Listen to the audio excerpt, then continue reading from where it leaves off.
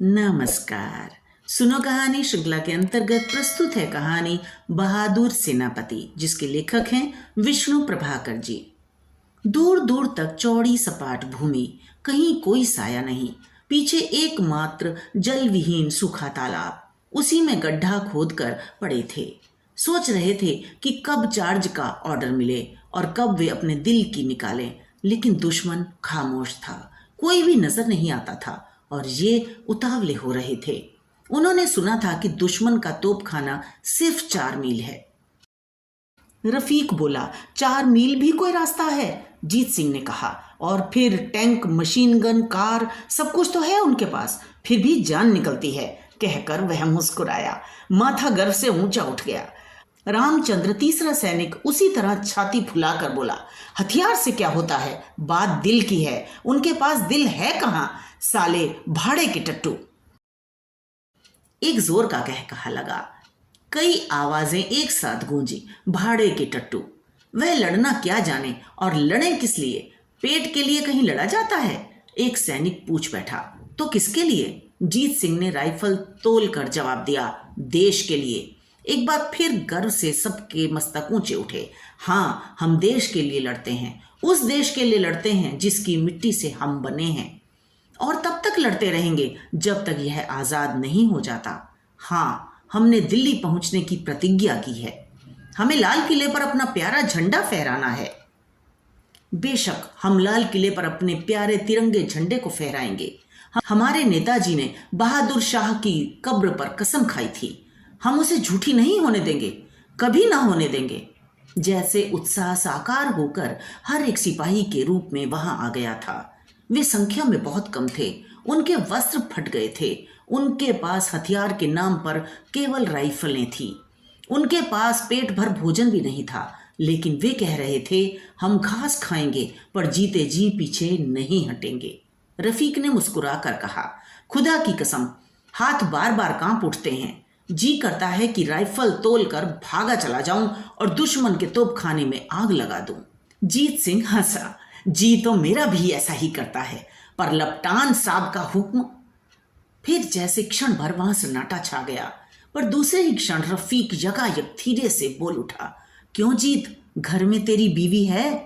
क्यों? पूछता था, क्या सोचती होगी? सोचती क्या होगी? गर्व से उसकी छाती फूलती होगी। सरकार कुछ भी कहे, परंतु लोग तो हमारे ही साथ होंगे। बेशक वे हमारे साथ होंगे, तो बस हमें यही चाहिए। जब मैं भर्ती हुआ था तो मेरा दोस्त गोपाल बहुत गुस्सा हुआ था। कांग्रेसी है ना, लेकिन उसे क्या पता कि आज मैं भी उसी राह का राही हूं।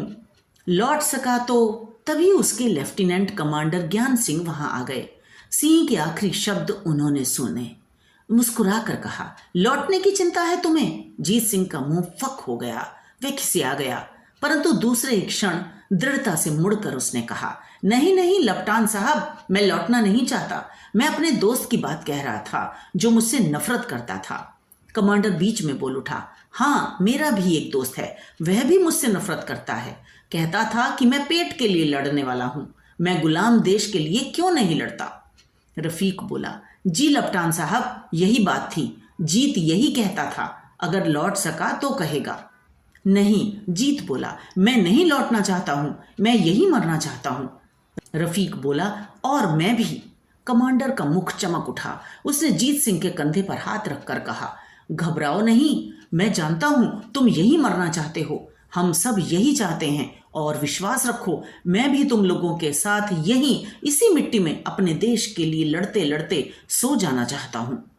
दोनों सैनिक गदगद हो उठे। उनके नेत्रों से गर्व की लाली और स्नेह का जल उमड़ा और अपनी सुगंध से सबके दिलों को महकाता हुआ बहुत दूर तक फैल गया।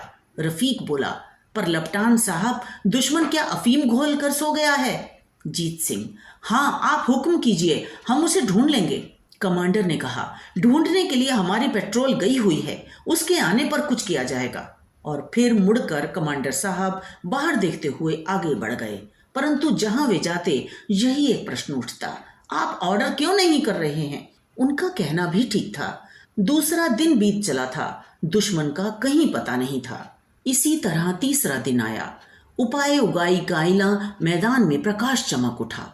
पक्षी बोले, लेकिन सब ओर से सैनिकों ने कहा, दुश्मन कहाँ है? हम उससे पूछेंगे, वह अब तक क्यों नहीं आया? कमांडर ने कहा, डरो नहीं, वह आने वाला है, तुम तैयार हो जाओ। वे चिल्लाए, हम तैयार हैं। अचरज, तभी देखते देखते आसमान कांप उठा। घर घर गहर गहर घू घू की तेज आवाज करते हुए बम मार जहाज कहर बरसाने लगे। खंदक में सन्नाटा छा गया। सब सांस रोककर लेट गए, जैसे वहां कोई है ही नहीं। पर बाहर जैसे भूकंप आ गया। धम धम धड़क धनन का अनवरत शब्द कानों को फाड़े डाल रहा था। जमीन उछल उछल पड़ती थी। लगा कि खंदक टूटकर जमीन में समा जाएगा और ये सब वहीं जमींदोज हो जाएंगे, लेकिन किसी को कुछ चिंता नहीं थी। बम कहाँ पड़ा, कोई मरा या क्या हुआ? वे तभी उठे जब शांत हो गया। उठकर उन्होंने देखा कि वे सब उसी तरह थे जैसे हमले से पहले। एक सैनिक ने कहा, तो उन्होंने व्यर्थ ही इतना कवर किया। लेकिन कमांडर बोला, साथियों, समाचार मिला है कि तुम लोगों की इच्छा पूरी होने वाली है। दुश्मन चल पड़ा है। सैनिक प्रसन्न हो उठे। उन्होंने हथियार संभाल लिए। कमांडर ने फिर कहा, परंतु उसके पास टैंक है। एक सैनिक ने कहा, हमारा एक एक सिपाही जीवित टैंक है। उनके पास बख्तरबंद गाड़ियां हैं। हमारी चोट के सामने वे व्यर्थ हैं। उनके पास ट्रक्स भी हैं। यहां उनकी कोई कीमत नहीं है। वे संख्या में बहुत हैं, परंतु मुर्दे हैं। कमांडर मुस्कुराया, साथियों, विश्वास रखो, वह तुम्हें नहीं जीत सकता। बेशक नहीं जीत सकता। हम जान हथेली पर रखकर लड़ते हैं, छाती में छिपाकर नहीं। कमांडर खुशी से भर उठा। शाबाश दोस्तों, आओ हम सब मिलकर उसे भगा दें, सब मिलकर। तभी तोपों की पहली बाढ़ छूटी और उसी बाढ़ के साथ दुश्मन आगे बढ़ा। उनके पास 13 टैंक थे, 11 बख्तरबंद गाड़ियां थीं और 70 ट्रक थे। वे 2 हिस्सों में बंट चुके थे। एक भाग सीधा उनकी ओर बढ़ रहा था। टैंक और गाड़ियां आग बरसा रही थीं।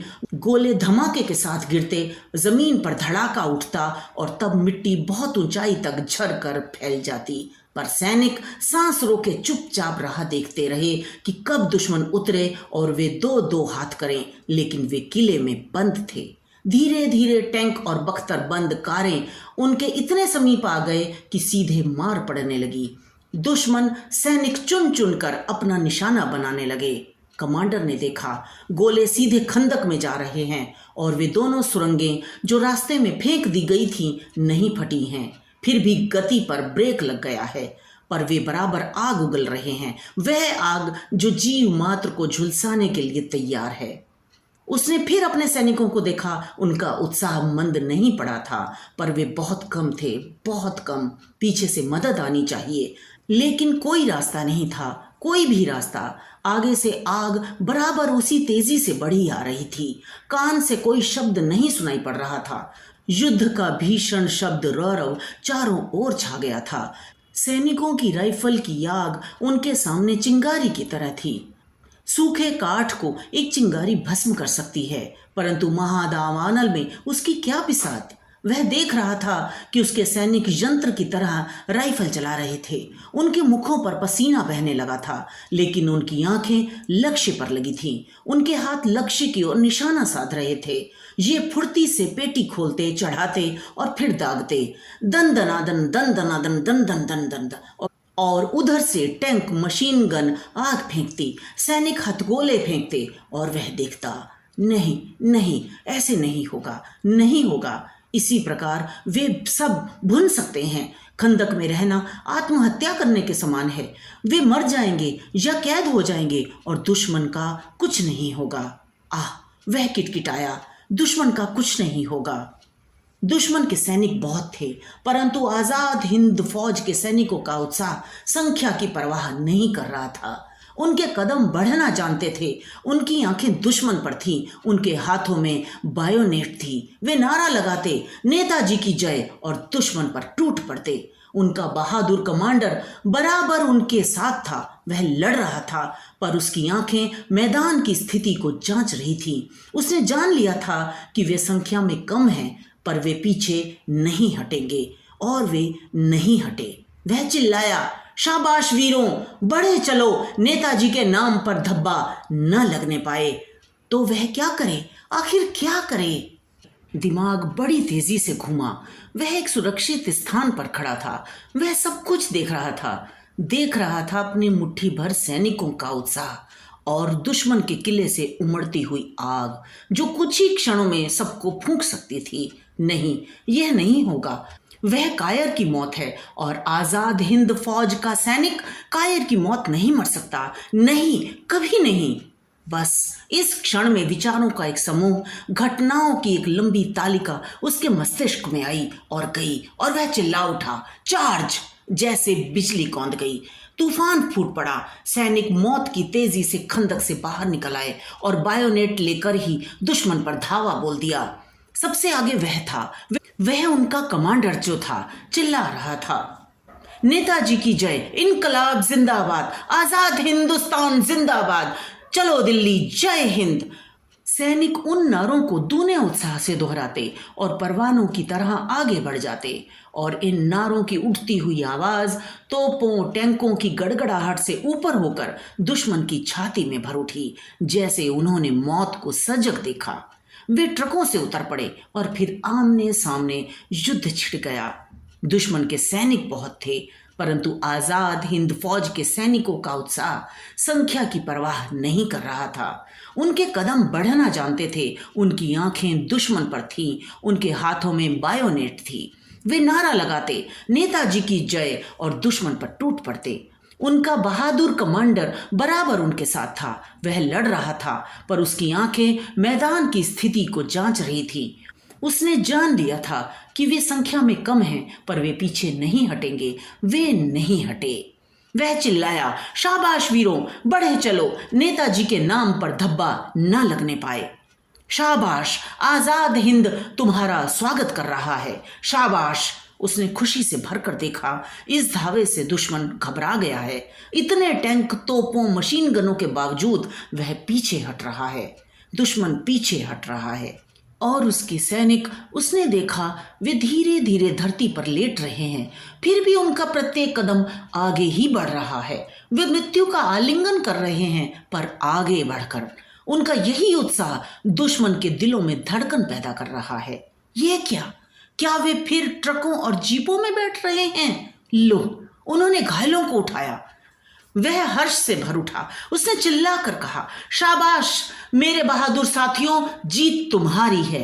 वह जानता था कि वे सब मर सकते हैं, वह भी मर सकता है, परंतु उसे मरने जीने की कोई चिंता नहीं थी। उसने दुश्मनों को पीछे धकेल दिया था, और हुआ क्या, वे उनको पहाड़ी के पीछे दूर उस जगह तक खदेड़ देना चाहते थे। वह फिर चिल्लाया, नेताजी की जय, आजाद हिंद फौज जिंदाबाद, शाबाश बहादुरों, जीत तुम्हारी है। सैनिक तेजी से आगे बढ़े। उसके आधे साथी धरती पर लेट गए थे, पर वे आंखें मूंद कर कमांडर के शब्दों पर आगे बढ़ रहे थे। तभी सहसा वह शब्द बंद हो गया।